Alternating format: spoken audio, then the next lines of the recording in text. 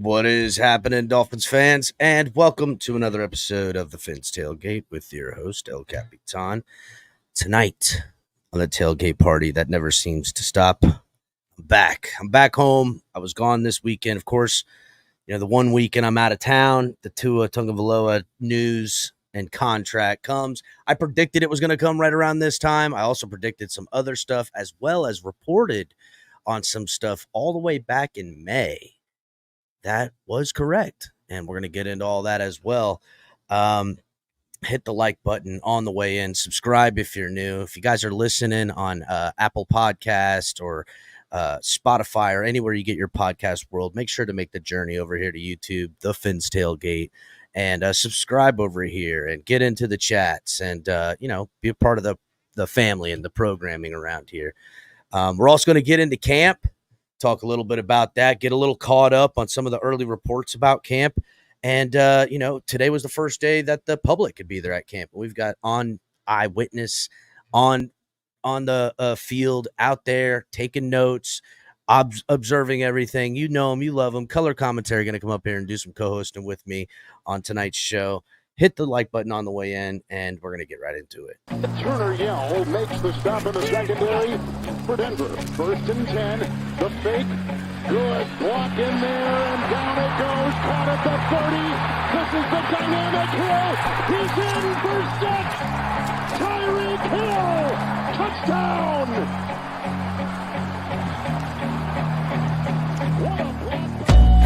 Into your hands, a plan your own hands can land your own brand. And damn, I feel like no one takes accountability. They want the credibility, convincingly unwilling to put in the hours it takes to get some power. Don't be f***ing sour, take a cold shower, scream until you're louder, work until you're prouder, and f*** all the doubters, they're just your downers. I swear to God they all let me down. I always fought just to wear the crown. I'm off, it's these fucking clowns who were all taught they deserve it now. It's only worth it if you work for it. Yes, welcome back to another episode of the Fins Tailgate with your host El Capitan. Again, like I stated, back in town, back in the swing of things, and back is football. Football is on. I mean, we are in it. This is it. It is the beginning of the end of the offseason, right? We're talking camp, we're talking fun.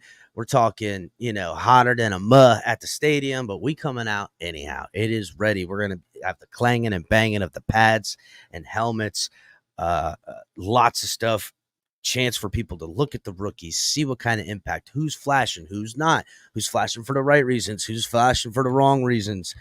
Tua Tagovailoa signed, finally. We don't have to talk about the same thing we've been talking about the last 5 months. A relief, a sigh of relief.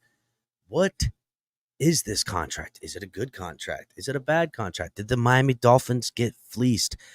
Early details coming out about the contract, and we're going to get into all of them because to me, excellent work, Miami Dolphins. Excellent work. The numbers are looking extremely favorable, and we're going to get into all that stuff because I want to talk about it. Fair deal. I thought the Dolphins made out. And by the early reports that I had, the Dolphins did make out on a lower level. There was a price point, and they figured it out. It wasn't a 5-year extension like I knew that they were looking to get. It ended up being a 4. And we're going to look at how this money is utilized and a little bit of language in the contract is coming out. We're going to talk all about that stuff, man. Shout out to everybody here in the live chat on YouTube. Marino's go in here early. Good friend and ambassador of the program, Chef Zhu in here. What's up? EM sliding in through here. EM Dolphin. Salute. And then our good friend, To a Side Hotline, a.k.a. Josh Allen lover, a.k.a. Bills fan, a.k.a. Michael K., the resident Bills fan here in the live chat on YouTube, sends a donation. He says, hopefully he helps with his Kleenex bill to wipe the tears of disappointment caused by Dudfins 2024 season. So essentially a week dig. This was not one of your best, Michael K. There's been much better, funnier lines from you, but hopefully Tua Tagovailoa, with all that money, can pay for the Kleenex bill of Miami Dolphins fans that cry at the end of seasons because of failure. That's the joke, right? Did I pick it up? I said it in a much more legible task. Thank you for the comment, Michael K, but it wasn't one of your best, not gonna lie. Hit the like button, everybody, on the way in, and let's get into it. I'm gonna bring Color up here right now because Color's gonna co-host tonight with me, and we're gonna. What's up, man? Color was at camp today, so we're gonna get to some eyewitness reviews and what people look like and what he noticed at camp. Seen a couple of the peeps down there. Miss Fins is down there. Salute Miss Fins. TD was lurking around those parts. Other people, I know one of the homies over on X who's come around here. A couple. Andy was lurking around out there, but we're gonna get in that in the second part of the show. First thing I want to get into is this Tua Tagovailoa deal, Color. Yeah. Well, first of all, shout out to all the Spotifyers and Apple nerds and who else we running on, man? We got like podcast feed going on now. We're talking to real people now. We're on every single pod. If you're listening to a podcast and looking for Dolphins content, you're gonna find us. That's how it is now. Not that our beloved YouTube audience isn't real or nothing, but Well, I don't know, man. Company, they're super real because they'll come up on the panels and tell us how they feel about the team and about, well, like Michael K in chat and some others of him from other teams. They tell us about how terrible our team is and how great their football team is. Yeah, but it's great. I really look forward to talking to everybody out there as we expand the avenues, for people to actually hear us. That's great, man. I will say this, Color, and I heard back from the producer and HB, and he told me that on some of we've only got like 2 episodes loaded up right now. And on the Spotify and Apple and stuff like that, we're getting hits in France, Belgium. Wow. Germany, have to get on it. France, Belgium, Germany, a couple of other places that I forget. There was a couple other ones that he said. I know we get plenty of people. Oddly enough, we've got Netherlands, big fans. Wow. Finn's Tailgate. This is on the YouTube side. We've got we stretch out. There. Netherlands, man. It's always 420 in the Netherlands, bro. They're hanging tight, buddy. There's some Miami Dolphins fans all over the globe. You would be surprised at the percentages when if I were to go through all of them, of places that Japan, Venezuela, Costa Rica, all over. Well, we got Venezuelans in the 305 listening to us too, so that's pretty cool. Truth be told, I mean, I'm sure they're letting their homies know back home, you want to hear more Dolphin stuff. Here it is. So but yeah, we're doing that whole thing too now. Podcasts all over the place. So camp today. First of all, I want to say, we're not going to go into camp yet. We're going to go into camp. I know. I had to put that out there. It was absolutely strikingly hot today. Well, I'll tell you this, Color. And we didn't talk about it when we were talking earlier, but I just got back from the Panhandle, right? Looking at maybe relocating over there for work next year to a big project. And this will be I've relocated a couple times these past couple of years, trying to find my flow, dog. And I think this might be the spot. It was really dope. And I'll tell you what, wasn't humid like it is in South Florida. Wasn't humid like it is here in Central Florida. It was really nice. You think you may be migrating over to the Panhandle? Very well may happen, buddy. I really liked what I seen. I really did. I like what I seen. I don't like that I'm getting further away from South Florida, in which case means I'll have to figure out some kind of flight to get to the games. But I mean, yeah, but you get closer to being an Alabama fan. I mean, well, I'll tell you what. There's a couple things you've seen a lot of. In that area up in the Panhandle, you see a lot of Mississippi, a lot of Alabama, Georgia, a Louisiana and Texas, all those people that live in those states that vacation to the Gulf and the beaches come to Florida's Panhandle. That includes right up the Mississippi to Arkansas and Missouri. I can't tell you how many people I met in Missouri that vacation on like Fort Walton Beach, like places like that. Yeah, Panama Destin, City, Panama Beach, Destin. Destin's a huge one. So, but it's very pretty over there, bro. And I kind of liked it. It's no man's land. It's where all the hurricanes have been going lately. I ain't scared of a hurricane, dog. I'm from South Florida. I ain't scared of hurricanes. Exactly. You're like, the moment you move there, they'll stop going there. That's right. They're scared of me. That's the one thing I noticed when I was younger. I moved up to Ocala area. Come get yourself some hurricane. And as soon as I moved up to Ocala, they had like 2 hurricanes hit West Palm like consecutively that year that I moved up to Ocala. I'm like, oh, okay. I just got to move back home and everything will be cool again, So, Tua, first of all, congratulations. Yes. Color. Big time, life-changing money for even at the level it was, you know what I mean? So, as of course, I'm out of town, right? Mm-hmm. And, comes across my newsfeed. I put it into our TFTG group chat, the team group chat of all the players over here. And I want to say HB released it on TFTGnetwork.com, our website as well. I'm not sure. I think he did, because he's been updating that website like crazy. He's been a mad scientist lately. He's been getting on these late night kicks on the weekends, just piling stuff. And that's from what I understand, that's the easiest way to find our podcast links too, right? That's right. All of our podcasts will, you can go to the website from the podcast world to the website to YouTube, from YouTube to the website to find all the podcasts.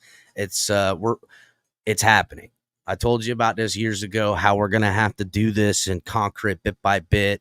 We've spread ourselves thin in some places, but we're we now have. Yeah, it's like TFTG's District of Columbia. It's like our centralized location for all that is TFTG. Home base is YouTube for where the content started, but we're building our dream house on the website, and it's going to have all the things that are connected to it. That'll be our capital city. Yeah, because listen, we've had to delete content for whatever reasons and different places. We've lost stuff. That's going the way. What happened the other night? We had to yes, exactly. The other night, somebody came up on camera and was inappropriate on a show that was very long. That was very great and funny show. These long shows usually are some of the best shows, but they're not going to be able. They can't stick around. I got to get on them, take them out, and put them on ice. But there's going to probably be a way in the future where you're going to be able to go and find that show on the website and be cool. You know what I'm saying? That's it. We're gonna figure this out. So and we may even have to put those big panels behind a paywall in order to get away with some of the language we use on those panels too. You know what I mean? That's another thing. We don't have the subscriber base put it behind a paywall, but because we don't want to be beholden to advertisers when it comes to the things we can say and do and whatever. Not just advertisers, but just what's following protocol for all of these. Well, common decency too. Yeah, there's public decency laws that this show kind of basically. If you want to see debauchery in this country, you got to pay for it. That's pretty much it. You're making a statement to the bureaucracy that I am willing to pay for this debauchery, so it's all on me. That's right. I can't then say that I looked at obscene material. It's hard because there's no lines here in the interweb between the dark web and the bad the bad stuff that comes with it to the good stuff that comes with it. But on these streaming programs, what the hell could get so obscene with football talk? Can get real bad, bro. Can get real bad. So for our new listeners and stuff like that, it can get yeah. For our newer listeners, it can get pretty dicey. But hey, have fun. But again, congratulations to Tua. Freaking life-changing money. I do have to once again remind everybody, and I can clip this because it was probably within the last 3 weeks that I said it verbatim, that Chris Greer's mission here was to try to show the Tua fans, the extreme Tua fans, because I'm a fan too, that, hey, he's making more money than Goff. I even said something to the effect of, when Darlington reported that our ultimate amount would be Jared Goff money. And I remember kept this, reminding everybody of that. And I said, Tua's probably saying, look, man, give me something more than Goff so I can at least go to my fans and say, look, everybody, I'm paid more than Goff. But I'm not actually paid more than Goff in guarantees. And that is precisely what happened. Tua coming in at $0.1 million more than Jared Goff on the overall gross amount of the contract, where he comes in one place behind him in actual guaranteed money. Exactly what I said would happen. Exactly what I said that Greer was maneuvering for. I mean, Color, I remember there's, first of all, been right on a lot of stuff. And way back when, I would say sometime in May, right? I remember, talking and having conversations with some people about things that, make things privy to me at times.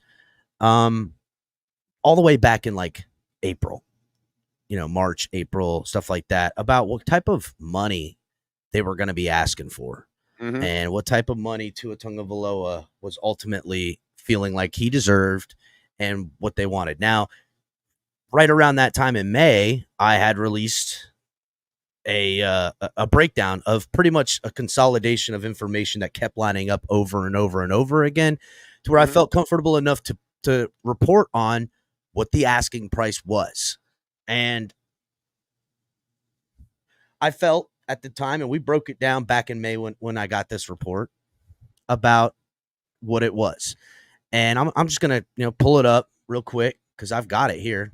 I mean, listen, I reported on it. It's May 20th when I put it out there for public consumption. It said rumors flying about Tua Tagovailoa's asking price. Reports state 5 years, $265 million. That's in total monies. So this was what Athletes First was bringing to the table.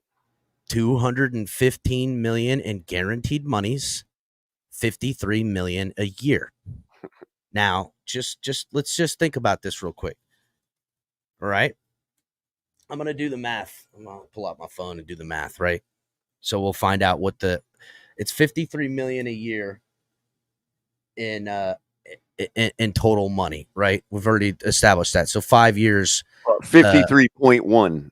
That's right. 53.1 million a year. Okay. So if you took 53.1 million a year and times it by 5, you're going to get your 265. Okay. If you now have 215 divided by 5, that's 43 million a year in guaranteed. Now, what did you say that Goff was making a year in guarantees, Color? I don't know what the exact number is. Now we're talking about the non-fully guaranteed, which was 167 million for Tua, and Goff comes in just a little bit higher than that, like 171 or something like that, or 170 or something like that. Let me see if I've got it, because I wrote it all down. It came out on a meme that was put out by Schefter or Beasley or somebody, along with the other meme that showed he was making 0.1 million more than Goff on the overall annual. Yes. I want to say Goff.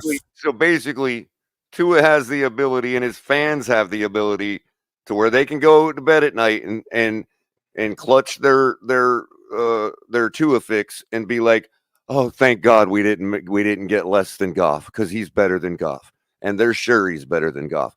And I don't agree with them. That's fine, but they're sure of it. So they get to go to bed at night knowing that Tua's making more than Goff. His contract was bigger than Goff's. You see what I'm saying? Mm-hmm. Yet the Dolphins get to go to bed at night knowing that they didn't just break the bank and screw themselves over for the next 4 years. So anyhow, Tua ends up signing a 4-year deal. I'm going to pull it up real quick. A 4-year extension for $112 million. 200, right? 212, right? 200. Excuse me. Yeah, 212. So which also happens to be the boiling point of water. Really? Yeah, 212 degrees. Yeah. Is it 212.4? Because that would be crazy. I'm not sure what the decimal point is on it, but that would be crazy. Yes.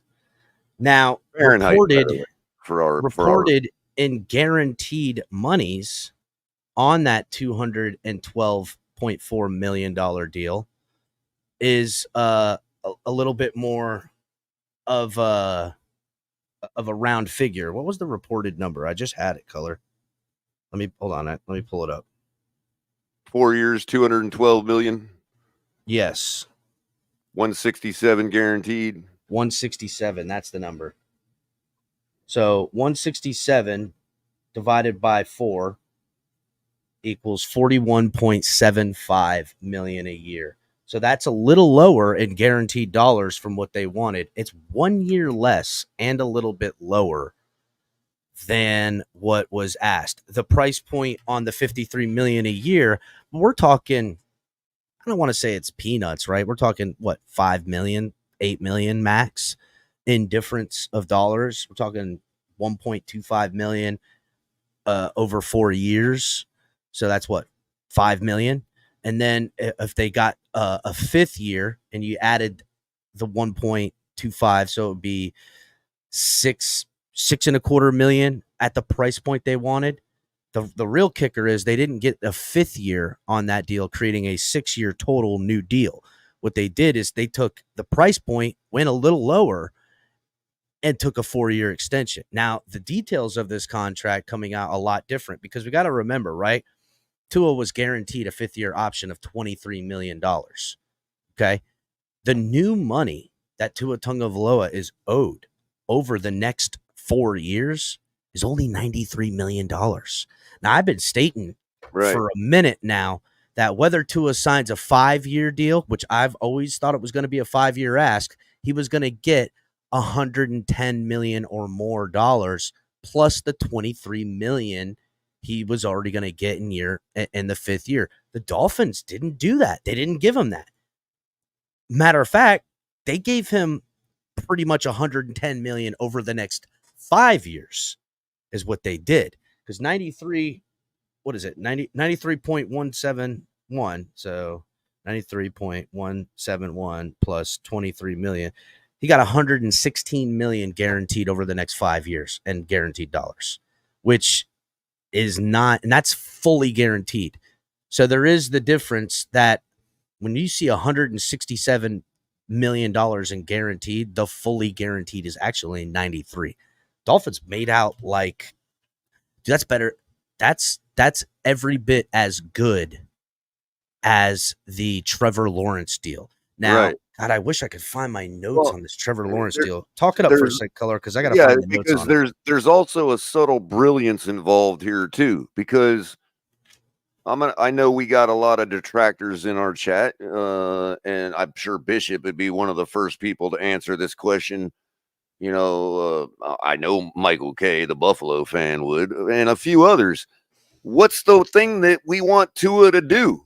What is, not just Tua, the whole team, but in regards to, you know, whether, Tua can come through and earn the money and whatever else, what's the one thing we want them to do?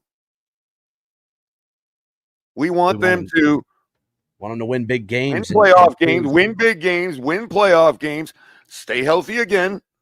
You know what I mean? And we want him to, honestly, a lot of us are all about, win a playoff game. Jimmy says it. But a lot of us are also about, we're in a Super Bowl window here. And Bishop nailed it too, because if you ask the average two-and-ear what they expect and what they believe will happen, they'll all tell you we're winning a Super Bowl this year. Go on Twitter right now and you see it. It's locked. This is our year. Tua's going to bring us home to the promised land. Okay, fine.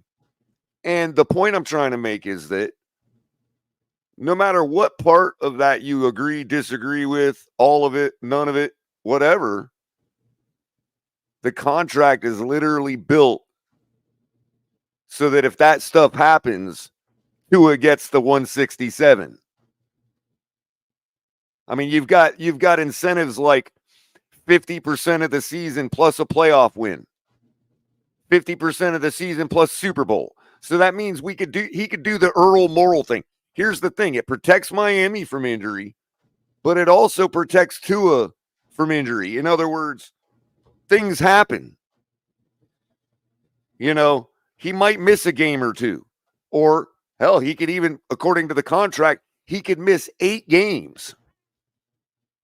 And if we were to do the Earl Morrall thing where, you know, Tua gets injured, and I knock on wood, I'm not calling for this to happen. I'm saying if we were to do the Earl Morrall thing and Tua played 9 games, came back in the playoffs, and won a playoff game, that would qualify for a bonus. If he then also played 50% of the season and wins the Super Bowl, that qualifies for a bonus. So that 167 of the quote-unquote guaranteed, that's not all fully guaranteed, those guarantees come by way of Tua doing exactly what we all want him to do. That is brilliant. And we're gonna get into the minutia of it here. And you said something there too. Now we've been talking about this on this program all offseason. I know I have. That if you're looking at the guys that the Dolphins have signed and have under contract and have reworked, which is why that Tyreek Hill's probably going to get a rework either, you know, before this season starts, during the season, or at the end of the season. Because what's painfully obvious is that the Dolphins have pivoted themselves into a couple-year window. They're setting up for a potential change out for the 2026 or 2027 season. Everything they have points to either A, we're going to double down in 2026 and 2027, or we're going to purge this roster and go in a different direction. And whatever money we get in dead cap or lose because of this Tua deal will just be money that we're paying because we draft a rookie and he's on a rookie deal and don't have to pay him. So it's no different than what the Packers have done with Rodgers, where they're still paying Rodgers, but because they didn't have to pay Love yet, that was okay. You see what I'm saying? Yeah, there is that type of potential game plan play as well. Because here's the thing: although calm the nerves of people that don't want us to be screwed out of the money if he fails, you know what I mean? On the face of it, right? It looks like there's a hard line drawn in the sand for the Dolphins heading into the 2026 season to either A, pivot off of Tua. Tua's going to be here 2024 and 2025. Okay. And how the contract and guaranteed dollars and effectiveness is pretty much going to be how if they played him on his 5th year and franchise tagged him. And then the way in which the 26 season could come in would essentially also be a franchise tag. Now they can get rid of him and carry like $25 million in dead cap each of the next 2 years, and they could pivot off it. But here's the thing about 2026. They have a lot of cap space in 2026 right now, and they're still good with cap today, and they're going to have more cap next year. I think the Dolphins are doing very well with the money at this point. They could potentially say, you know what, we're going to let you ride your 2026, and then in 2027, they could walk away from him along with a bunch of other people and move in a different direction. Or they're all in prime position to, like I said, double down and continue. If the Dolphins find themselves on a deep playoff competitive run, they can take this next 3 years, the 2024, 2025, and 2026 season, and then say, you know what, we want this at any given point between now and then. At any given point, they can add 27 and 28 to the plan and be really in control of the cap. Right. Really, and the thing that could screw them is create a situation where they could come in at no lower than like $34 million a year. If, in other words, if Tua proves out, okay, to be the guy, and we go end up having to immediately restructure because of these balloons that come right up early, then what happens is the way they can work it leaves us having to pay no less than 34 million roughly. It's the exact numbers are right around there. Okay. The point being, and it even got calculated as high as like 37, 38. But here's the thing: the current franchise tag is 38 million bucks. So what happens is they get in a situation where they can restructure it in a way where they're consistently each year coming in at about $4 or $5 million less than what the franchise tag is going to be for that given year. So we've effectively prepaid for a couple franchise tags and controlled that cost. So if you want to define Tua as a franchise quarterback because of that, then you're absolutely fair to. That is what makes a franchise quarterback, not what people want to call him that or believing in him and all that other stuff. The fact that you prepaid franchise tags and controlled your cost, and ultimately, because Marty makes a good point. You're basically saying, here to it, if you do what we need you to do, you get paid.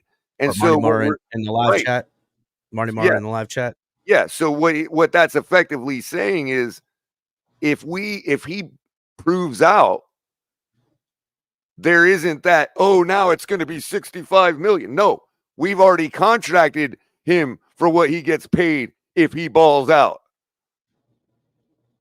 That's prepaid. We have now controlled that cost, that loss, because it's a loss. If he balls out, it's a financial loss for Miami. But we are now able to control what that loss is and minimize it by doing it like we did it this year and potentially restructuring if he does prove out. You know what I mean? Mm-hmm. It's brilliant. It's absolutely. I think it's like you said backstage before the show. I think it guarantees Chris Greer's job for at least until 2027. Yeah, so that's the other thing that it painfully shows to me, which I'm fine with, right? I know there's plenty of Chris Greer haters. Again, I have been displeased with him at times, but I can remember the Jeff Ireland and, I mean, God, dude, all of the poor management we've had around here, even before Ross, got the team. Yes, there is some stuff I wish he would draft a little bit better. A lot of questionable draft picks, to me personally. But his free agent signings, his contract manipulation, and the way in which he's managed this team, some of it's a little shady, some of it's been, whatever. But the stability as far as the trend of this team since he's been the last guy to say whatever, the full manager of it, has gone nowhere but north, and it continues to do so. And he also now, like we were saying about this window, it's ensured that he's going to be here to either see this through or change it. And right now we're not with this Tua deal and everyone else already under contract. We are heading for this 3-year window to continue this stuff. And that's essentially what we've been saying around here for months. Right. That we need to go ahead and just sign Tua, because we've got in young talent, we've got in, middle-aged talent, we've got older talent with young guys hopefully coming up to replace, all up and down this football team. The team for the next 3 to 4 years and beyond, depending on how they draft, how players under contract perform, Tua being one, Waddle being another, guys like Javon Holland, does he get re-signed? You know what I'm saying? We're going to talk about that stuff at a later date, but it only further, pontificates the fact that this is the Dolphins today that you're seeing by and large for 2024, 2025, 2026. And that's the deal.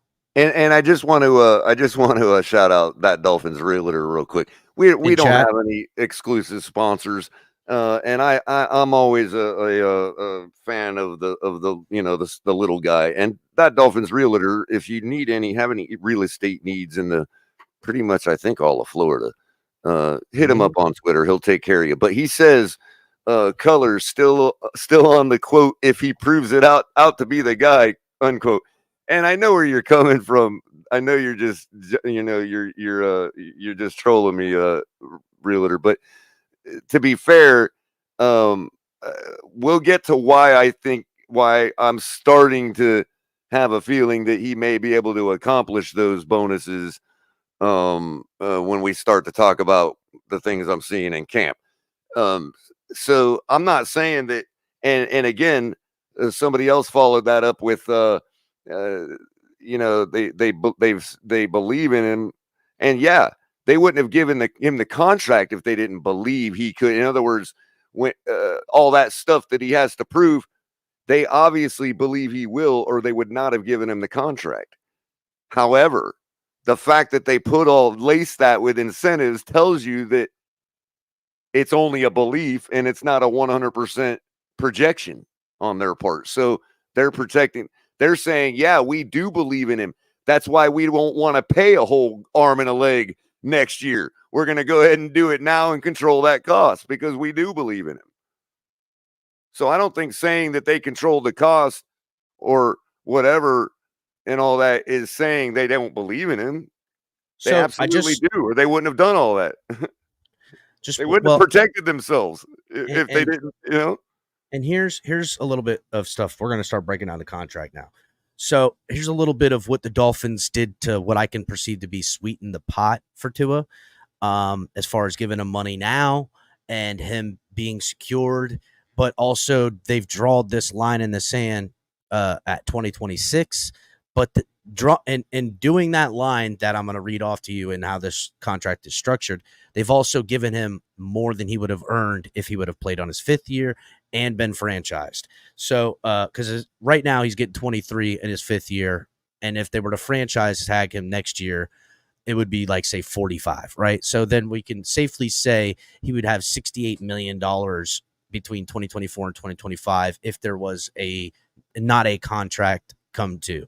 So what the Dolphins have done in this $212.4 million 4-year extension, that's important, right? Because a 4-year extension means 2025, 2026, 2027, and 2028. Tua's already here for 2024 under his 5th-year option. So this is Tua over the next 5 years at $212.4 million extension. Now, the guaranteed dollars that are being reported on is a guaranteed amount of what you said, Color, 167, right? That was right. The number?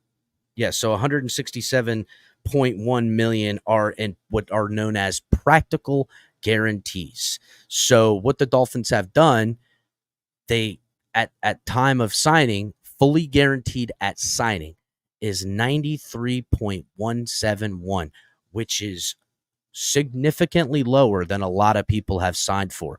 To give you an idea, fully guaranteed. Hold on, Color. Fully guaranteed at signing, Jalen Hurts was 110 million fully guaranteed at signing. Really quick, just to clarify, because this was a point of contention on the show the other night, and I want to clarify. I don't think you were there for this. That 93 million. Yes. Fully guaranteed at signing. Mm-hmm. Do they write him a check for 93 million, or is that still parted out? So that's still parted out. So what Tua got the day of signing, he got $42 million. Correct. When he signed that contract, he got $42 million. He got a check for $42 million, right? Now, upon signing that contract, he is already guaranteed 2 other checks coming his way. So he got $42 million at signing.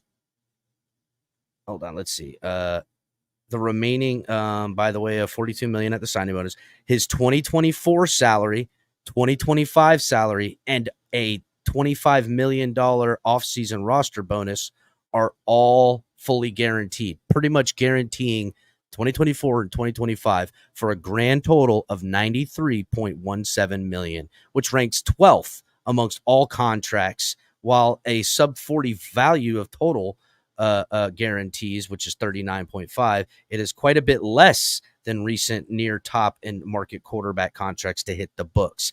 To give you an idea of what I'm saying, okay, fully guaranteed at signing for Trevor Lawrence deal was $142 million. Now, Trevor Lawrence will get all of that $142 million in the exact same time frame Tua will, meaning he will play his 4th year, his 5th year, his 6th year, and he'll have earned that $142 million. Now, he has guaranteed at signing of total guarantees, Trevor Lawrence does, of $202 million, which if he plays his 2nd and 3rd year of his extension, he'll hit that $202 million, where there's a potential out that they won't owe him the $275 million. They won't owe him $75 more million. This is the Jaguar. Dolphins, the money per year when you take it over a 7-year span for Trevor Lawrence, and you do the same for Tua Tagovailoa in the guaranteed dollars, it's significantly less. So let's just say over the next 2 years, Color, he's getting, what was it again? 90. Let's hold on. I just had it. 93.17. 93.171 divided by 2. He's going to make $46.5 million a year and guaranteed over the next 2 years. That's a fair enough number. Now, say Tua is here for the length of this contract with the money that he signed in guaranteed dollars, which he could earn all of the guarantees. Looking like, let me see if I can read this right. Calculate the practical guarantees. So if he were to make it through the 2027 season, he would make the full 167.1, in which the Dolphins would then owe him. They would start paying in 2028 towards the remainder of the $212.4 million. Okay. So let's divide 167.1 divided by 4 equals 41.775 over the next 4 years. And we've already covered 46 of it. We've already covered 46 of it. So they would only need to pay him $41 more million. Now the cap hits come in a different way, and the money per year cash flow that the Dolphins now have to, because they gave him $42 million up front, that gets spread out over 2025, 2026, 2027, 2028. Now the Dolphins have maneuvered themselves in a way where I'm going to break down the cap flow or cash flow of each of these years. Okay.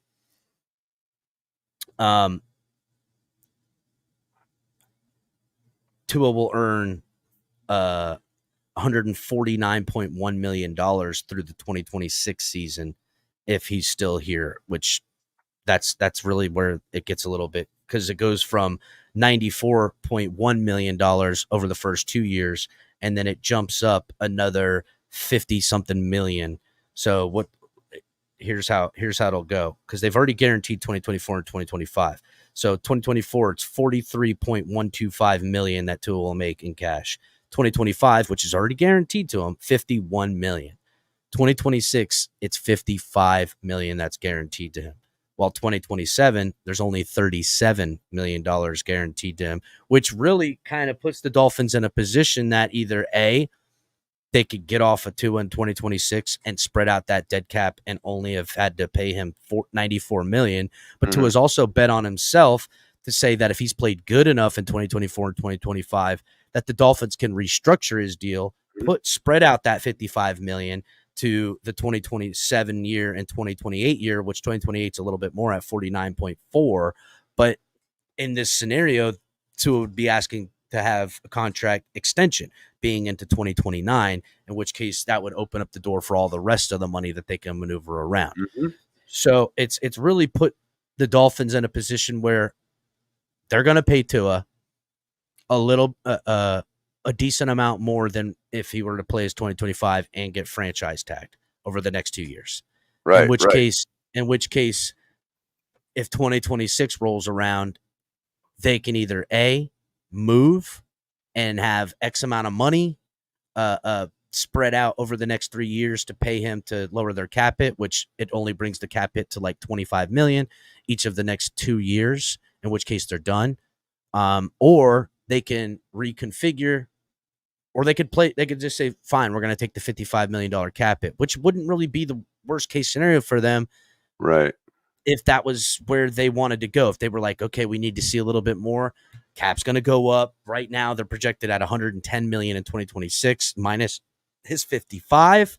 Now they've got 50 something million, and that's without the cap moving up over the next 2 years. So they could be between cuts of whomever and trades or whatever happens, they could be, still fine paying him $55 million and still have $50 million in cap left over to do whatever they please to fill out the remainder of their roster. Right. And Sal asks what's good enough, and what's good enough is written right in the contract.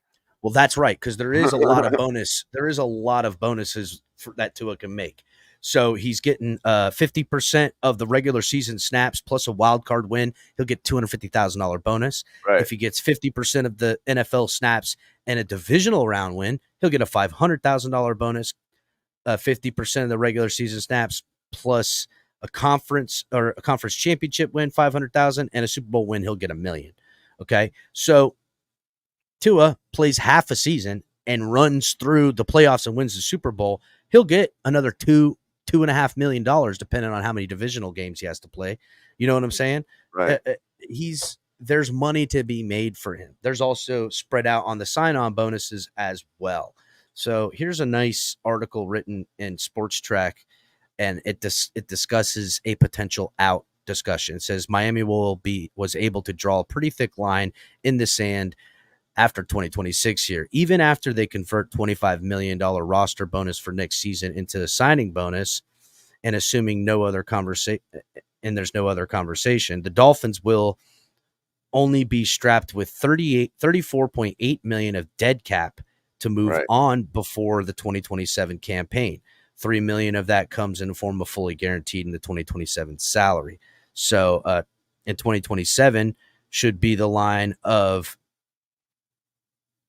let me see, should be a big line for both sides here. If it's not working out, the Dolphins can and will bail. If it's working out really good, Tua and his people should be really aggressive in seeking an extension after the 2026 season, especially with only $37 million allocated to the 2027 season. Again, the next 3 years are all but certain to happen because of how the cap is going to play.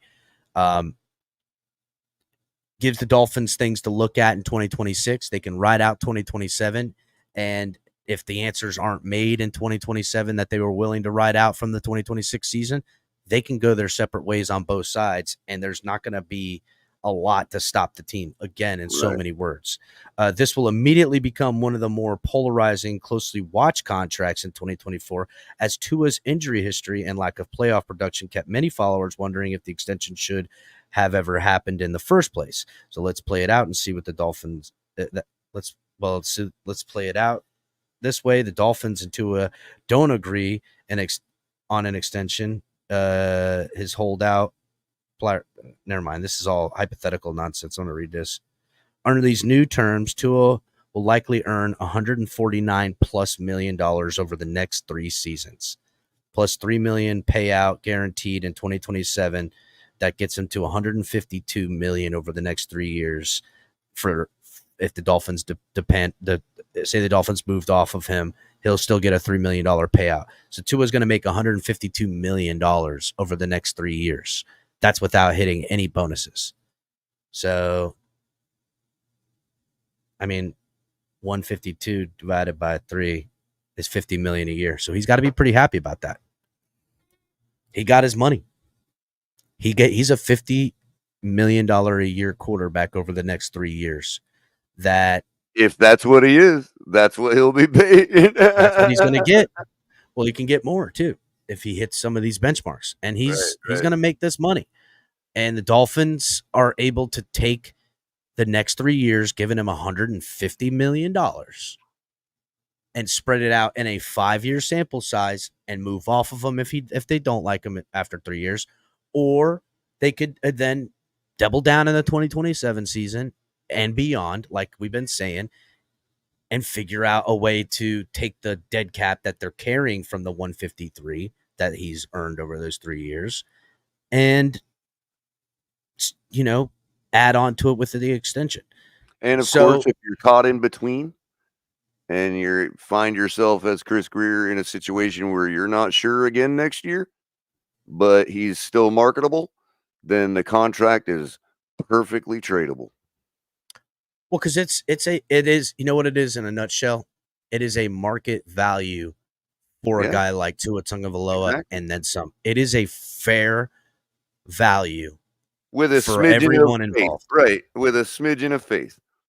It's a yes. I would say the Dolphins, from what I was hearing, what they really wanted to give him, gave in, and from what Athletes First and Tua's people wanted, it really sounds like everybody met in the middle, and that everyone was more comfortable in pretty much guaranteeing the next 3 years, them wanting to have open door policy so they can go to 4, 5, 6, and 7 years. And Tua and his camp was like, we want these types of securities, which was $50 million, which is more than the Dolphins needed, because they could go, all right, we're going to pay your 5th year. We're going to franchise tag you, and we're going to franchise tag you again. What they have done is they said, we're going to give you all of this money guaranteed plus more over this next 3 years, and everyone seemed to be happy. I feel like it was a great deal. And now, am I going to feel like it's a great deal if God, protect them, something bad happens? No, but in where we sit currently today, how Tua has played for the most part over the last 2 seasons, you got to be pleased with the future with him at quarterback and how it looks. And I don't feel like the Dolphins lost this deal at all. You want to go ahead? Shout out to a member for 15 months now, Roberto Valdez. Go ahead and read that. So Roberto Valdez, using his monthly member chat, says, I don't know if I can keep donating to you guys after Tua's salary took all my season ticket money. Just kidding. Keep up the good work, fam. Wow, dang, man, getting hard, buddy, getting hard. Well, we just broke down the numbers. All in all, not that bad. Not gonna lie, right? Not as bad as it could have been. Because if you really want to break it down, I mean, if the Dolphins. Every fan in the fan base got what they thought should happen, except for the people that are just completely off of Tua. You know what I mean? Oh, yeah. People who don't want Tua as their quarterback at all weren't going to be happy with any scenario. Right. And then everybody else who is either A, willing to accept the team no matter what, B, totally on board with Tua, or C, only care about Tua and what happens to him and don't care about this team at all. And there's plenty of them. For the most part, everybody's happy. I don't see how this was a bad deal. It seems to me that it was a fair contract. And if you break it down in a 5-year sample size for $212 million, because that's the total amount of what money he could earn over the next 5 years, he's only getting $42.4 million a year. That's crazy. So, right. And that would eventually be lower than the franchise tag. And we've broken down the contracts for months now. All of these numbers are right around where we thought the deal could get done. Mm-hmm. I don't think there's been a wrong person on this network, dude. There hasn't. That's why Lewis has been on it the whole way, man. I mean, yeah, he's a big time Tua-neer. Dolphins realtor in chat asking Cap Color, you guys on Tua? I mean, I pretty certain we've been on. If you want to segue into camp, we can certainly start talking about at least the first public day of camp. Are we on Tua or off Tua? I don't remember being off Tua. I remember being very fair and how I wanted to be paid. There was people out here talking he's to be the highest paid quarterback, which is just, I mean, I'm still an atheist on Tua. Yeah, I'm not taking the I'm not taking the body of Tua and the blood of Tua. But I am also agnostic still, so I don't claim to know that he can't. Listen, win me a Super Bowl and I'll join your cult. Okay. Right. Win me a Super Bowl. I'm just not willing to claim to know that he can't. But I just also don't believe that, I don't know. Maybe I am changing a little bit when it comes to belief, but I mean, if I say I believe in him, then there's a whole lot of people, in this community, they're going to expect me Color. Prove it. What's good for the goose is good for the gander. You're not a dummy, right? So, I just don't want to assume burden of proof. I don't have time to prove that Tua is going to be the guy. You know what I mean? I'll prove their burden, and I'll burden your proof right now for you. Don't worry about it, Color. Here's how I'm going to put it like this, Color. To prove why our team's going to win. You know what I mean? Color, you've been saying it this whole time. Look, we are in a 3-year window currently. What are the Dolphins going to do? Reset the timeline? Are they going to get somebody new? Or do we even have it? The Dolphins, by not drafting a quarterback this year, ultimately forced them into this situation to either figure it out or continue to play with fire and disgruntle their quarterback. It was not necessary. Signing him to the next 3 years buys the organization, Tua, everybody time. Now there's money to be made. Expectations are higher. I told everybody this again. The day Tua signs, the bar gets raised. He plays bad, misses games. Everything's under a bigger microscope, $160-something million microscope and guaranteed, a $212, a $53 million a year microscope, the third highest paid quarterback in the NFL microscope, right? Sticker price. So that's what comes with this. Tua and how he's talked after practice and after the signing, he knows it, and I respect that. I like that he's, getting out in front. I'm ready for the next 3 years with Tua. I've already made my mind up. I've known it was coming. It's whether it was the right decision a couple years ago or not, it's the Dolphins have made this work, and he's good. He's good enough, and we're going to find out, is he that good? And here's Michael K topping everybody. K. The Bills fan is topping everybody in 16 months as a member. He made sure of it by being our first member. I think he was our first member or second. No, because yeah, maybe, I don't know. Who knows? Yeah, he likes to try to one up all the Dolphin fans around here. He does, bro. So, it's part of his bag. Anyway, on YouTube. He says Tuna keeps the window open. That's comedy gold. And we figured it would be for you. Well, the bar is not very high to make you laugh, dude. Well, I'll say this for Michael K, just so he knows. And here's a a statistic that really comes back to our biggest gripe with Tua and why the Dolphins needed to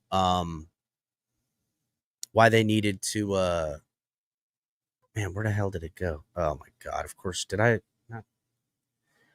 Hold on a second. Why the Dolphins, needed to put contingency plans in there for Tua with health and bonuses, and they've even got a potential out after 2026, stuff like that. The thing we need to see the most is consistency in being on the field and late in football years, winning and getting in the playoffs and winning. Which, I mean, there's so many teams, right, that need those things. Because over the last 30 games, when you measure what Tua has done in the last 30 games he's played to what Josh Allen of the Buffalo Bills has done in the last 30 games, Tua is better. And I'm going to give you the ratings and everything right now. Last 30 games for Josh Allen, he comes out to 7,575 yards.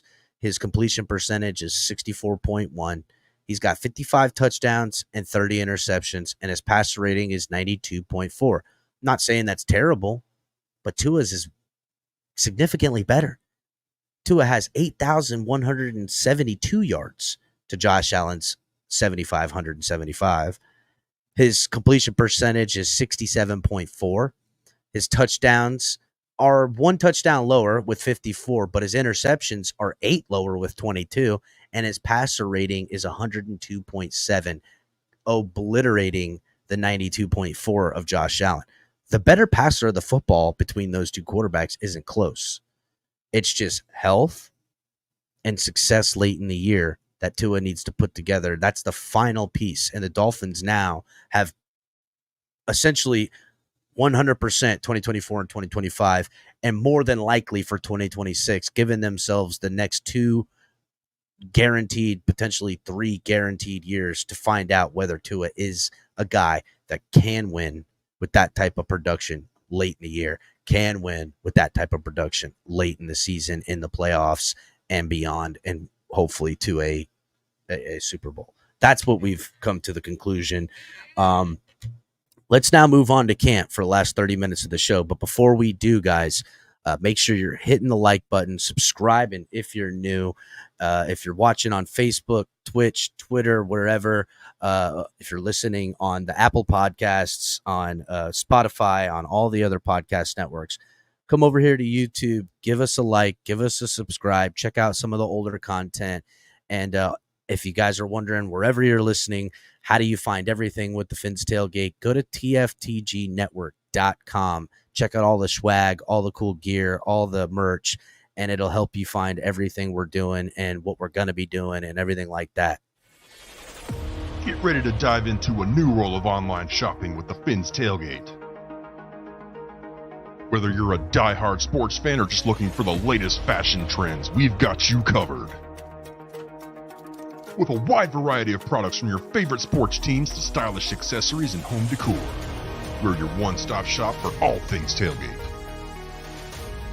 Our easy-to-use website and hassle-free checkout process make shopping with us a breeze. Plus, with frequent sales and discounts, you won't want to shop anywhere else. So come on in and join the party at the Fins Tailgate, your new go-to destination for all things tailgate.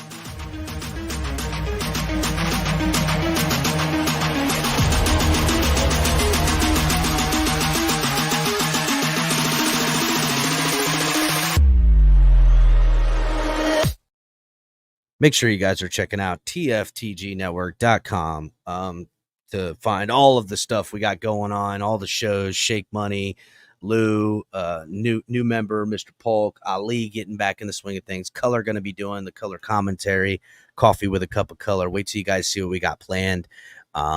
Listen in, like, share, subscribe. Shout out to Shake Money, member and family member in here, Wide Right and Wide Right, the sequel. All are my favorite. Taking a shot back at Michael K here in the live chat. Michael, here on you're YouTube. 4 months behind Shake Money. Yeah, get with touch it. Shake Money, bro. Get with it. So, a couple days of practice have happened in between now and last time we were on. Some of the other guys and some of the other shows have been talking about it a little bit. There has been some reports coming out about practice in the meantime. But Color was live at the practice today, along with some other friends of the show and stuff like that, and reports coming out about it today. You know, we get to have some of the stuff live in front of the fans and, and media people, and we're going to report on it the best we can. But Color, before I go into some of the older stuff that I want to talk about that's happened coming out, some of the beat writers and things like that, what'd you see today? Well, did I mention it was really freaking hot? Yeah, I thought I heard something about it being hot out there, but oh my God, it was hot, bro. It had to have been the hottest day we've had so far this summer. But I will say this. Tua came out, fired up the crowd. Everybody knows that. And I will say that he is, in his own corny way, he is carrying himself out there as if this is all clockwork and Everything's right on schedule for him. You know what I mean? So whether that's somewhat of a Pascal's wager, I don't know. You know what I mean? But like, in other words, act like you believe till you do. I'm not really sure, but he definitely thinks he's the guy, and carried himself as such all practice. Let me get him out of the way really quick, just because, look, first of all, I want to make it clear that it's just like, I mean, the first public day, it's not like they're showing us a whole bunch of stuff. I mean, take it with a grain of salt. Let me say that again, so I'm clear. Take it with a grain of salt. Everything I say about everybody, every player. Yeah, chill out, people. I mean, I'm just relaying what he witnessed what with his eyes. Yeah, relax. So, with that said, Color, I do want to looks fantastic, dude. As far as his build, the way he looks, he's like, I don't think it doesn't look like he's lost any weight. He's like bigger, but not fat. Addition by subtraction? Yeah, somewhat. I mean, the guy looks really strong. And, throughout the day, warm-ups, 7-on-7s, even the 11-on-11s, I'm constantly looking for, I'm like, balls in the air. Let's see how short it comes. No, bro. His balls are all out in front of everybody today. You know what I mean? Throwing dimes in the end zone. I think he completed a fade route for a touchdown, which... Yeah, it was to Tyreek. I seen that. Why are we practicing? No, it was to that's one thing I want to get to in a second. Berrios had a nice route in the end zone. There was one to Braxton, but there was also one to Braylon Edwards, I think. I don't remember him being out there, but it very well could have been. I'm just saying, dude, some nice. And again, here's the thing. I want to report. Look, Tua looked great. Threw one terrible interception that would have went the other way. But again, it's underwear Olympics. You know what I mean? But it did happen. But for the most part, his passes, he's dropping dimes all day. And I also want to give that credit to what I'm starting to believe is going to be his backup, Skylar Thompson, who's throwing dimes all over the field today too. You mentioned a little bit about that backstage that, here's an interesting thing, right? And we've been doing these videos. I've been releasing them about camp battles to watch out for. I haven't gotten to the quarterbacks yet, but I'm just going to go ahead and talk now here live. An interesting quarterback battle to pay attention to is Skylar Thompson and Mike White, because to me, the Dolphins can ill afford to carry 3 quarterbacks on this roster again on the 53. They've got to carry only 52 quarterbacks so they can, add addition in areas that I have concern about personally, like the safety position, like the D line, pass rusher, depending on whether or not Chubb or Phillips is ready week 1, which probably isn't likely, right? Maybe they can be one without both. That's one thing I can get to. Well, we'll get to that in a second, but still, no matter what, right? Whether they're running well or not, Dolphins might want to play it a little safe and at least have, more depth across the D line, across the O line, with all the questions we have at the guard positions. All of this potential depth that they could need in so many positions to carry a third quarterback doesn't make sense. And the best way that could come to solve the problem is Skylar Thompson steps up and solidies himself. Money-wise, that would be the best for us. Absolutely. Money and cap and roster-wise, right? So tell me, what did you see from Skylar? Well, here's the thing. And I want to this could be reversed tomorrow for all I know. In other words, it could be a back and forth. I don't know. But I will say that last year, the first day that the public was able to go to camp, they had Mike White and Tua during warm-ups throwing to the main receivers on the near field in front of the stands with Mike McDaniel standing around and all that. And they had Skyler on the far field throwing warm-ups to all the rookies and, 3s and 4s and all of them.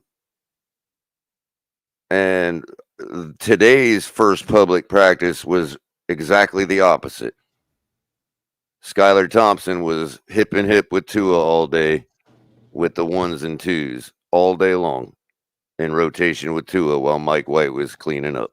Now, I went to camp last year, and I don't think it was the first day of camp that we went, but I know I went to one or two of the days, and that's what I seen too. It was Tua and Mike White, and Skylar Thompson was obviously third man on the totem pole. So that, to context-wise, today, at least today, again, this could change tomorrow, but at least today it looked like Mike White was the third wheel. Which, again, is good for the Dolphins. Without being like some other people and calling him trash, he was definitely the third wheel. It's not necessary. Roster-wise, future-wise, cap-wise, and whatever other thing, it'll benefit the Dolphins to only carry 2 quarterbacks and one being under a rookie contract for Lololo, a guy that they brought in here. So, to me, that's now – if Skylar can't get it done, whatever, and they got to carry 3, or it's only Mike White over Skylar, that'll be telling too. A camp battle to watch out for. So there is some other stuff. And while I say that Skylar definitely came in under Tua today, of course, I would assume so. It was very slightly in other words, to say that Skylar threw some beautiful throws today. He had some beautiful passes today, dude. Like, for real. You know what I mean? We got to stop this nonsense that he's just straight garbage, man. You know what I mean? I've seen Skylar Thompson in practice and in preseason, and he throws a pretty nice freaking football, bro. I think there's more to be wanted. Question marking me. I don't know, Tony. Maybe I didn't. I mean, I thought his passes were just fine, bro. I don't know, man. Yeah, there's a few that got tipped out, some good defensive hustle and whatnot. Yeah, that happened to everybody. But I just don't think that when it came down to watching balls drop in front of guys, I mean, Skylar was fine today, bro. There's no reason if they're looking to save money by cutting bait with Mike White, then Skylar made a case today that we'd be safe in doing that. So anyhow, another thing we'll continue, and Color's going to be at plenty of the camp to get his eyes on it, as well as Tony was there too, I'm sure. So he may have a different eye test than me. Were you know you what I mean? in? I'm not trying to disparage his opinion, you know what I mean, and what he knows he saw, you know what I mean? I'm Tony, just saying, put in chat if you were at the camp in chat, put that you were there. But okay, so I do have some questions, right?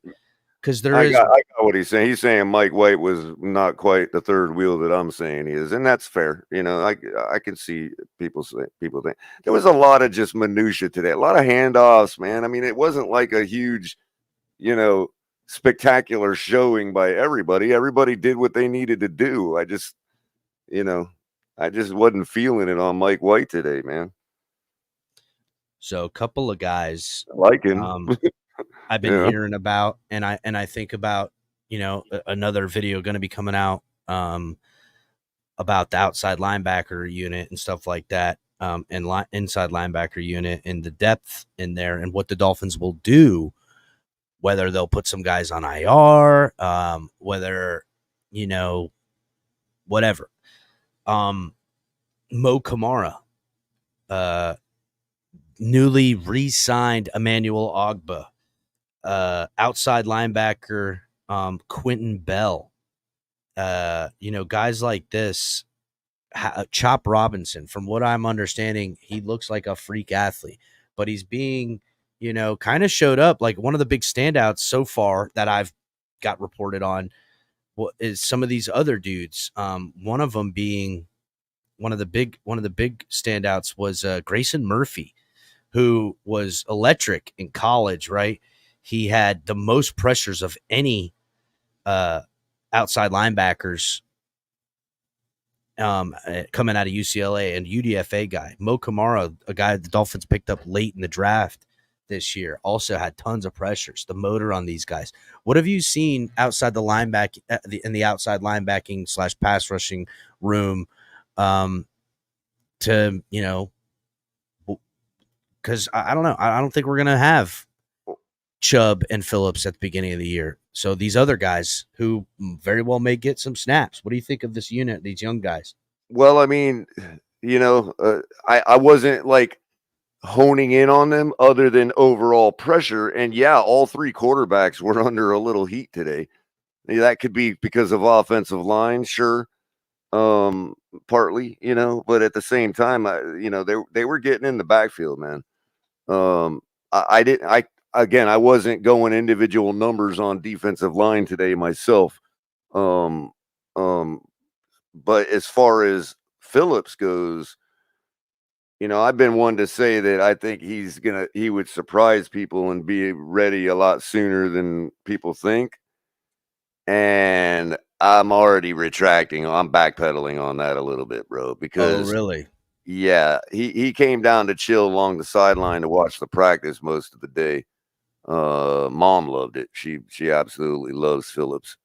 I mean, what's not he's to her love, Adonis, right? Bro. You know what I mean? So, bro, he's everybody's Adonis. The guy is crazy. But I could noticeably see the atrophy in his leg compared to his other leg, like the muscle atrophy from not being able to work it out and whatnot. It is noticeably like straighter looking, less defined, less cut. There's definitely some major muscle atrophy in his leg that is going to probably take a lot longer than the first week of the season to strengthen up. I was probably wrong about that. It is going to take a little longer for him to get there. When it comes to people thinking it would be mid-season, yeah, easily. Because, I mean, I don't know. Maybe when it's all a go on the tendon, maybe it's easy to get that muscle mass back up. But you could definitely see the difference between the two legs, man. But that it's not the worst case in it, right? The Dolphins. But he's still hopping around like it don't hurt. So of course he does, because I wouldn't expect anything less from Jalen Phillips. The guy is an animal, right? But the Dolphins got to protect. The Dolphins have to protect him from himself, and they have to protect themselves because he's their investment, right? And this young man's coming into his fourth year. This is a year in which he can solidify by getting paid, just like his, Jalen Waddle got paid this year. He wants to get paid as well. He's going to get his time. Dolphins need to protect him from himself, I think, and in which case leaves the door open for additional depth, as well as, like I said, to me, the Dolphins are going to take that one less quarterback on the roster and apply it to either the safety position or the pass rusher position. Now they might not need to if they put somebody on IR, or put somebody on a PUP list or something like that. There's like a Cameron Good pass rusher last year who got injured. I don't think anyone would pick him up if he was still injured. Oh, by the way, Dolphins, yeah, he was out there. All three of them, him, Phillips, Chubb, and Good, were all standing on the sideline today, man. That's right. So probably say they don't put Good on the 53-man roster. They have to put the other guys. I really, you know what I'm saying? But they're going to see what shakes out with guys like Murphy and Quentin Bell and stuff like that. Maybe one of them makes the roster in lieu of Cameron Good, who made it last year, and then they could pick up Cameron Good and put him back on the practice squad or put him on a PUP or an IR. I think he's still an unknown enough to where he'd be safe. You know what I mean? Absolutely. Which is good for us because he is. Plus being injured, right? So no one's going to pick up an injured player and put him on an injury list, taking up a spot for a guy they don't know. So the Dolphins can play a little gamemanship here with the guys they have hurt to the guys they have potentially here to replace, and how they're going to manipulate this roster pre 53-man roster cut to get to the 53, to then how they're going to add people on the practice squad, who they're going to move to IR. I got to imagine that if Jalen Phillips is at the point where you're talking about, Bradley Chubb's got to be there too, being a little bit older, having knee injury. What did you see on Bradley Chubb? Kind of the same? Yeah, pretty much, and as good as well. Good, you could notice the difference between his two legs. Chubb is just an all-around big guy. Yeah. I mean, it's hard to really see it, see he's any a little bit more stout symmetry than the other guys. Right, and there's a lot less lack of symmetry, or more symmetry, I should say. You know what I Yeah. mean? But again, reports from people on the ground, through Twitter saying that all that stuff I'm seeing getting into the backfield was Chop Robinson. So apparently he's doing really good. They're getting numbers on that. I didn't take down numbers, but I did witness people getting in the backfield quite a bit. And if they're saying that was Chop on Twitter, then I have no reason to dispute what they're saying. You know what I mean? So it was Braylon Sanders that caught that touchdown at the end zone. It was also I think Malik might have had one too, bro. In 7-on-7s, when they first started challenging the DBs, I think Malik might have got one. Javon Holland had an interception off a deflection by Zach Sealer on Tua. Again, Grayson Murphy messed up a handoff to Jalen Wright from Mike White. Now there is something that I did hear about Cam Smith. That was running back Grayson. Oh no, that was the center. You're saying? No. Grayson Murphy forced a bad exchange. Oh, forced it. Oh, the guy that forced it. Right. Yeah. I remember that one distinctly. What happened with Cam Smith today? I heard he left practice early. He left early enough that I didn't even really get a good look at him. Or I just didn't happen to get a good look at him. I was fixated on Ramsey, dude. There was reports that he was noticeably limping when he left too. So yeah, again, Cam Smith needs to get it together, bro. Now I know that Cater was the guy that got eaten up by Berrios on that touchdown everybody's seen. Yeah, Cater Kohu did get worked a little bit. But Berrios is a sharp route runner, right? Like that's what he should be doing.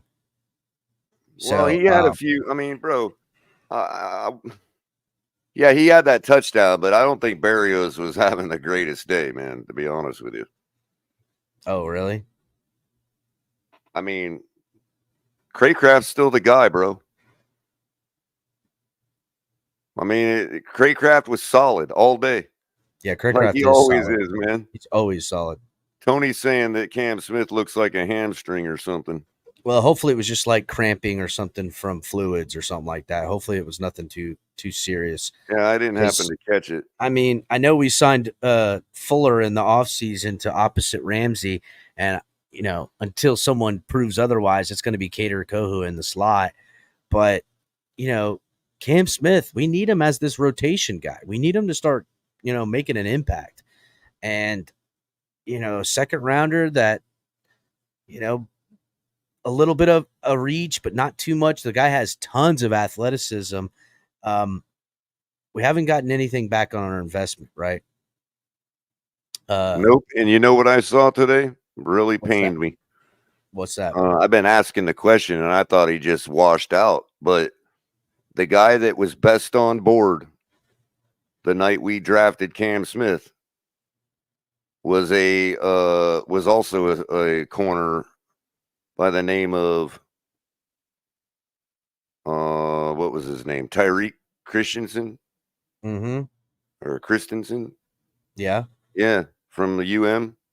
Oh, yeah. No, and they've been showing clips of him locking down receivers with Chicago all day today on Twitter, man. I'm like, so basically I finally got the update I've been looking for. The dude's balling out. Well, we'll see. We'll see what happens. We can never get hurricanes like that, bro. Why? I don't know, man. So a little bit of a stock up, stock down stock up and down report from Omar Kelly from today's practice. He said Holland had 2 impactful plays on Sunday's session. Broke up a deep ball thrown to Devon A-Chain from Tua, while could have also had been a drop. Holland deserves some recognition for his position to defend the long ball during 11-on-11s. Zach Sealer tiptoed close to the line of scrimmage, or tipped one close to the line of scrimmage. That was the one he grabbed. Chasen Hines, a guy that I talked about on one of the previous camp battle, a guy that, we're going to see what he can do at the guard position. Mm-hmm. Dude, that New England Patriots drafted last year, and the Dolphins, grabbed him and picked him up on the practice squad. He was owning people on one-on-one reps, they said. And then when they put him on 11-on-11s, he was routinely just grading fools out, just running them up. Well, I can say this, and again, grain of salt, because it's hard to know whether a running play was actually successful or not, and how much is they're not in pads and really, going. Yeah, I know. Pads, what I mean? Pads start our running game looked all right today, bro. Our guys were consistently getting in the second level without being touched. The pads come on tomorrow. So another thing that though includes the rookie on one-on-ones. Liam Eichenberg got destroyed by Deshaun Hand.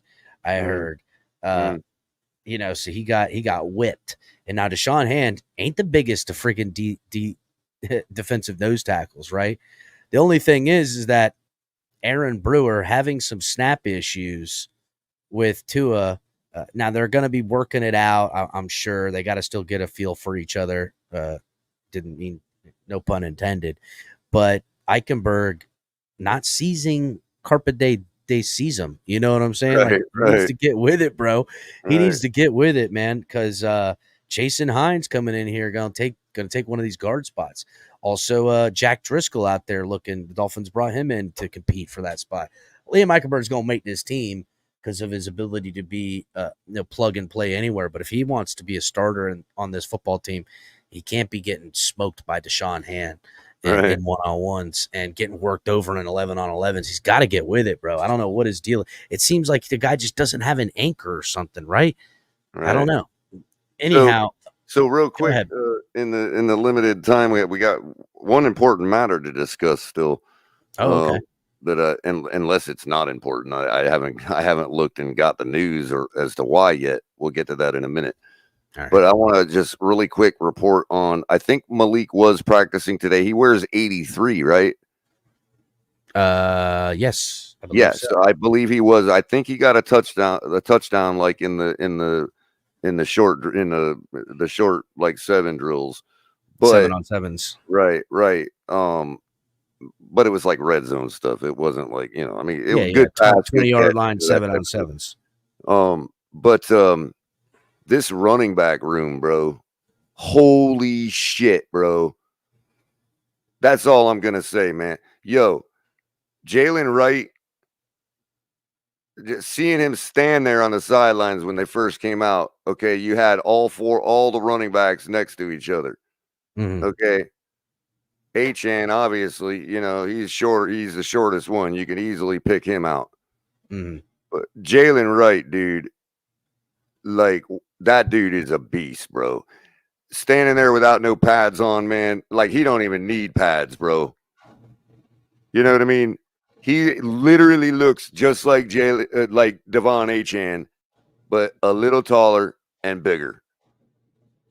Same exact body shape and everything, bro. And running today, much like A-Chan. So he's got that dynamic sidestep and getting to the second and the third level without being touched or minimally touched. You know what I mean? I mean, just right in. I told you, he's a put-together runner. This is not a Chris Brooks, dude. This guy is a put-together runner, man. You know what I mean? And we're talking about a guy that is very similar in body type to the likes of Marshawn Lynch and Emmitt Smith. So, man. And Mostert still doing his thing. Looking good. Yeah, and if that was him with the jersey rolled up where you couldn't see his number, I think that was Mostert. probably, and Mostert along with plenty of other guys. Well, number one, Jeff Wilson once again with the orange jersey on today. Jeff Wilson's hard to keep off and did just fine. Savon Ahmed had a few good carries too, bro. He's not out of it yet either, believe it or not, even though we all have a feeling that he's the guy gone. You know what I mean? Again, I only had 5 in my running back room, including Alec Ingold. The Dolphins carried 6 last year. We are cooking in the running back room. If they carry 5 again, it'll be because of guys like Savon Ahmed, Chris Brooks, Jeff Wilson, all fighting and them saying, I just can't let these guys off my football team. And believe it or not, the one thing I actually wanted to focus on today, I didn't. I got no look at Jonnu Smith or Durham. I got really no looks at the tight ends. You know why? So, like, those guys, along with guys in last practice, were Mostert and who was it? One of the free agent linebackers. The Dolphins, and there's been a little talk on this too, their sports science department is really, really doing a lot this year. They do not want the fatigue and the injuries and the tiredness at the end of the season, because let's face it, these other guys, they're coming down to South Florida now and again. When you live in South Florida and you play in South Florida and everything like that, the calories, the energy, it just gets drained right from you. That sun, that type of fatigue, bro. It was 95 degrees at 9:30 this morning. It just affects you so much differently. And what it appears to be that the sports science medicine people are doing now, because they've always kind of done this stuff. We've seen them wear the monitors over the years. Some were wearing like these packs that were measuring their fluids, and they would come up. They got these wristbands. They just click it. They're all wearing these wristbands now. They just click it over, and it tells them all the diagnostics on their body. They got all this stuff that they're doing now, and they're learning from years of data that they've been getting down here in South Florida. Now, if you guys remember, they hired all these super like high expensive soccer guys to start this program about 10 years ago now. It's been some time. And now they're trying to work on this longevity fatigue that we're seeing, that they're attributing to, hopefully these late season collapses, and holding out guys like Mostert, holding out guys like Jordy Nelson, guys that we don't need to see it from, right? What Jordy Nelson got money. He got paid. Or not Jordy Nelson, Jonnu Smith, excuse me. Durham Smythe, he's under contract. Right. What am I going to ask and need to see from Mostert? Now, we do need continuity. We do need certain things worked out and stuff like that, but we got to also be smart about it. Yeah, and you did see a lot of passes going to Alec Ingold today. Like, he was really in the mix today a lot. And doing well, I might add. Well, probably because with Durham Smythe and Jonnu Smith out, he becomes that pass option in the game. Right. So it's a good time with them missing time due to the sports medicine deal that they're doing and how they're trying to prevent fatigue. They insert a real live game scenario. What if both tight ends are down and we still need that option? Well, here's our guy, Alec Ingold. It gives them some gamemanship along the way as well. So now the other thing, sorry if you weren't finished. No, go ahead. Where was Tyreek today? Probably in the same boat, Color. Probably in the do we know why he sat out? He was not even out there, bro. Did he sit out? He was nowhere to be. I did not see number 10 all day today. Not even out there. Not even just chilling out there. Well, maybe it's the same scenario, right? Like I don't know. Maybe he had an excuse or something. Maybe it was excused from practice. Could he be at the desk right now talking? Well, we did predict that around here, that shortly after the Tua Tagovailoa deal was inked and done, that Tyreek Hill contract. Jimmy says probably in court. That's wrong, Jimmy. Damn, Jimmy. Why you got to do that? Why you got to say that, Jimmy? jury duty, right? Yeah, he's got jury duty. There's could be a million reasons. A day in which, where's Teron Armstead in all this, right? He's never there. He ain't going any of that. Well, there could be a million reasons, but I've seen him. To not be out there at all. Well, remember too, Tua was celebrating his, show me the money contract and all that good stuff. That was today too. Well, I just didn't know if maybe they said something like, "Oh, it was a planned day off," or probably. No, I haven't seen anything about it. I'm not worried. You might be talking to the man, bro. I don't know. Maybe he is. Again, that Tyreek Hill. Right now, the Dolphins have him under contract through the 2026 season, but the cap hit in 2025 is Joe doable. Comes in with the maternity ward comment. He had to go to the maternity ward. So Tony's saying Johnny Smith was out there, and Tyreek Hill didn't have his jersey while he was out there. I didn't. He definitely didn't, because I was looking for him. I didn't happen to see a guy that short in civvies out there today, so I just missed it. So yeah, there's a more eyewitness reports coming from from Color. Sorry, Color, I just made you him. I am him. Me and Tua, we're like kindred spirit, bro. So we're gonna get some more of that. We were both George Washington in a former life.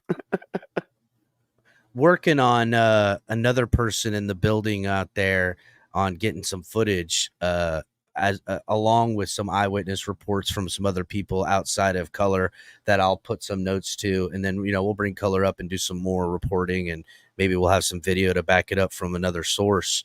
But there's some good stuff, dude. We're in football now, Color. It's on.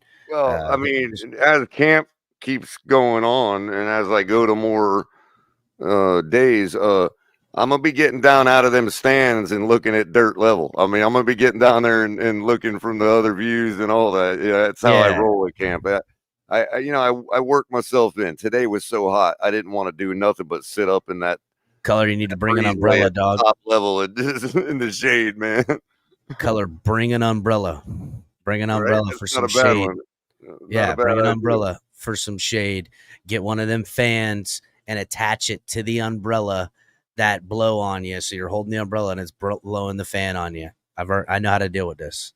That's how it's done. Right on. I'll be getting down there near the end zone and seeing stuff from ground level and really getting an inside look, for myself, as far as, a lot of the red zone drills are really fun to watch down at that level.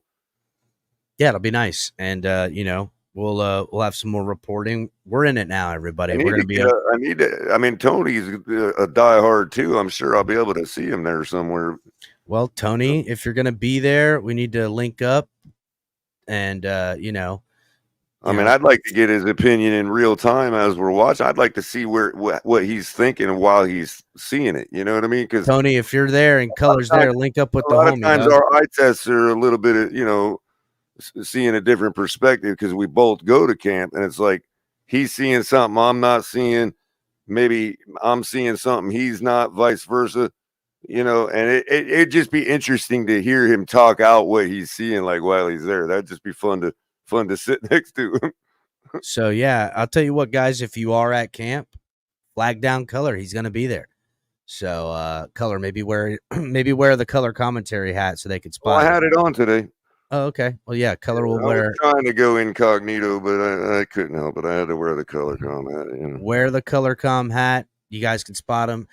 ColorCom hat, TFTG network, right there has this symbol. I'm gonna put you on slow so you can see it, guys. If you see anyone walking around with that on their hat, that is Color walking around with the ColorCom hat. TFTGnetwork.com. Yeah, so, also, if I do go incognito, look for a St. Louis Cardinals hat. Yeah, that'll stand out. That's how I roll when I don't want nobody to know I'm around. You should sit next to Alan Poupart with the Expos hat and your St. Louis Cardinals hat. You guys could look like two people out of two baseball totally guys. Out of place. Yeah, what are you doing here? Yeah, what are you guys doing? We're metrics guys. We're here to see what we can sell to the team, you know. That's right. So I appreciate everybody coming. Hit the like button, if subscribe if you're new, share this video. Get in the comment sections after the video. Let us know what you guys think of Tua's contract. If you guys are listening on X, on Facebook, Twitch, podcast, Apple, Spotify, wherever, come over to YouTube, give us a like, give us a subscribe, and we'll see you guys next time. Fins up.